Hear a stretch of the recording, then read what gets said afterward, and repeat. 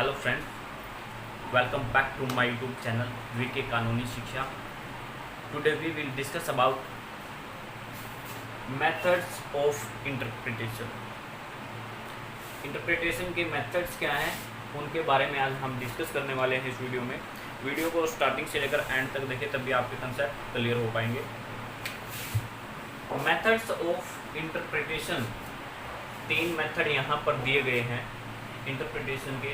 First, grammatical interpretation. Second, the mischief rule. And third one, the golden rule. Golden rule.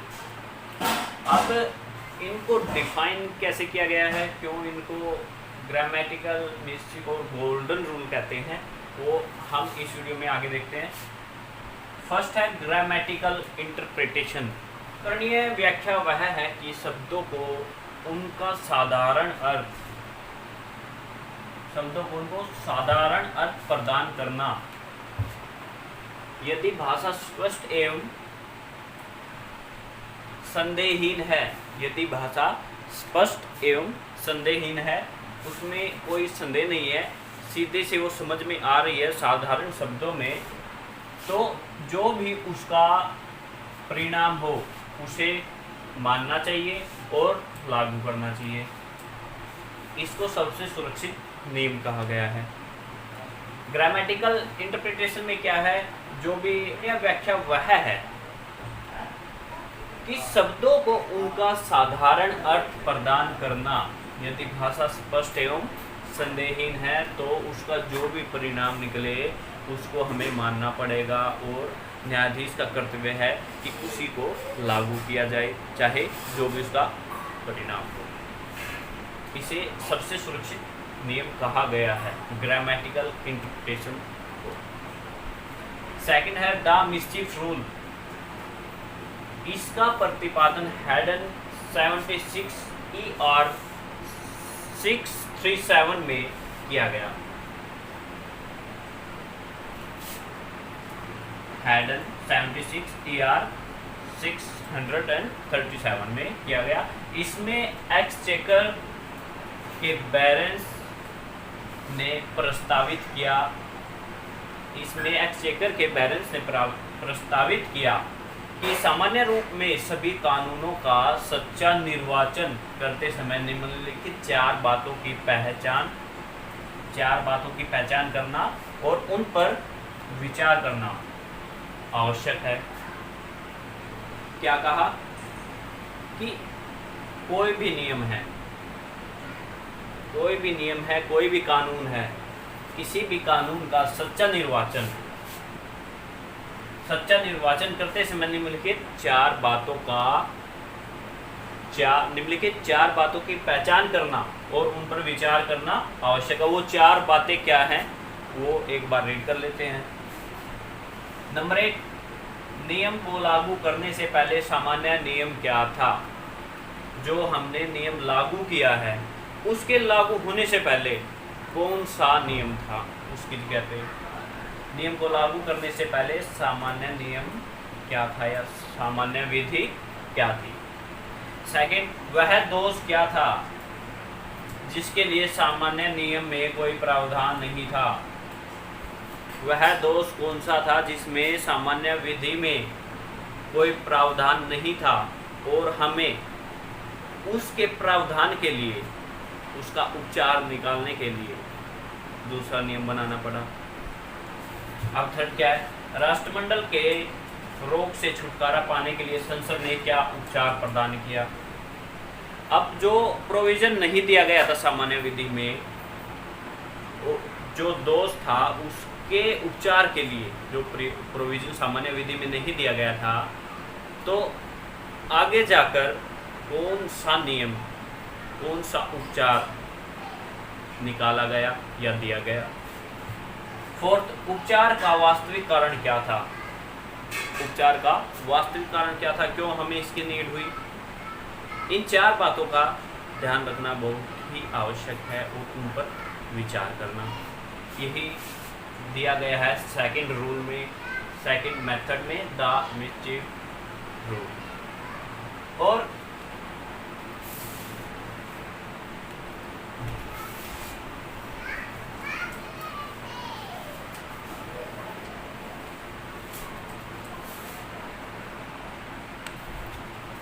और तब सभी न्यायाधीशों का कर्तव्य ऐसी व्याख्या करना है जो दोष को दबाए और उपचार को बढ़ाए और दोष को उत्पन्न करने वाले कारणों को रोके। न्यायाधीशों का क्या कर्तव्य है? उपचार को बढ़ाए, दोष को दबाए और दोष को उत्पन्न करने वाले कारणों को रोके। यही सेकंड रूल में बताया गया था, सेकंड मेथड में बताया गया है। अब हम बात करेंगे गोल्डन रूल के बारे में। Golden rule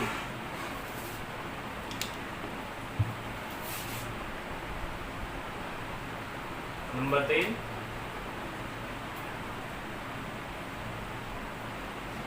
golden rule. अब गोल्डन रूल क्या है उसके बारे में एक बार हम डिस्कस कर लेते हैं। इस नियम के अनुसार कानून में प्रयोग किए गए शब्दों से ही उसका प्राकृतिक अर्थ निकालना उचित है, परंतु ऐसा करने पर यदि कोई अस्पष्टता, असुविधा या अन्याय हो तो अर्थ को केवल इतना ही बदला जाए जितने से इस परिणाम को रोका जा सके।